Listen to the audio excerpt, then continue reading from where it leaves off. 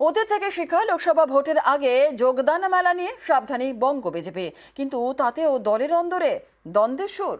भारत माता की, भारत माता की। 2021-এর পর 2024 বিধানসভা ভোটের মতোই লোকসভা নির্বাচনের আগেও অন্য দল থেকে কর্মী সমর্থকদের টানতে চাইছে পদ্ম শিবির। আবারও তাই যোগদান মেলা। এই কর্মসূচি নিয়েই বঙ্গ বিজেপিতে দুরকম সুর।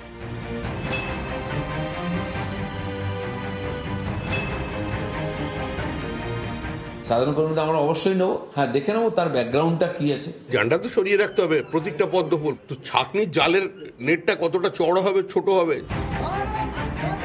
যোগদান মেলা। গত বিধানসভা নির্বাচনের সময়ে বাংলার রাজনীতিতে শোনা যায় এই মেলার কথা। সৌজন্যে বিজেপি জেলায় জেলায় তারা শুরু করে এই কর্মসূচি। অন্য দলের কর্মী সমর্থকদের বিজেপিতে টানতে মহা ধুমধাম করে হয় যোগদান মেলা। 21-এর ভোটে বিজেপির স্বপ্ন ভঙ্গ হয়। তারপরেই দেখা যায় অনেক তৃণমূল নেতাকর্মী বিজেপি ছেড়ে তৃণমূলে ফিরে যান। এতে বিড়ম্বনায় পড়তে হয় পদ্ম শিবিরকে। এবার তাই তারা সাবধানী। বঙ্গ বিজেপি ঠিক করেছে এবারও যোগদান মেলা হবে, তবে ঘটা করে নয়। বিজেপিতে কেউ যোগ দিতে চাইলে তার সম্পর্কে বিস্তারিত তথ্য রাজ্য কমিটির কাছে পাঠাতে হবে। সেই তথ্য খতিয়ে দেখে রাজ্য কমিটি চূড়ান্ত সিদ্ধান্ত নেবে।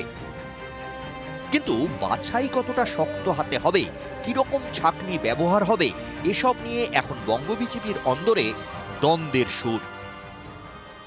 এমএলএ এমপি যদি চলে যায়, বড় বড় নেতারা যদি চলে যায়, তো সাধারণ কর্মীদের কেন নেবো না? সাধারণ কর্মীদের আমরা অবশ্যই নেবো, হ্যাঁ দেখে নেবো তার ব্যাকগ্রাউন্ডটা কি আছে। চলে যাবে কি থাকবে এটা পরিস্থিতির উপর নির্ভর করে, সেটা বড় কথা না। বড় কথা হচ্ছে সেই কার্যকর্তা বিজেপির আদর্শ মেনে কাজ করতে চায় কিনা, বা আমাদের পার্টির ইমেজের সঙ্গে তার ইমেজ মেলে কিনা। মুখ পোড়ার বিষয় নয়, সমাজের সমস্ত বর্গের মানুষকে আমরা এই পরিবর্তনের লড়াইয়ে সামিল করি। ঝান্ডা তো সরিয়ে রাখতে হবে, প্রতীকটা পদ্ম ফুল। তো ছাকনির জালের নেটটা কতটা চওড়া হবে, ছোট হবে, সেটা তো দলের আভ্যন্তরীণ বিষয়। অন্য রাজনৈতিক দলের সদস্যদের বিজেপিতে যোগদান করানো নিয়ে দলের অন্দরেই দ্বন্দ্বের সুর শোনা যাচ্ছে।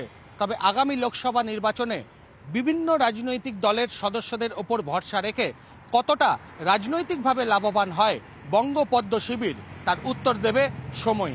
ক্যামেরায় পিন্টু সরকারের সঙ্গে ভেঙ্কটেশ্বর লাহিড়ী, নিউজ 18 বাংলা, কলকাতা।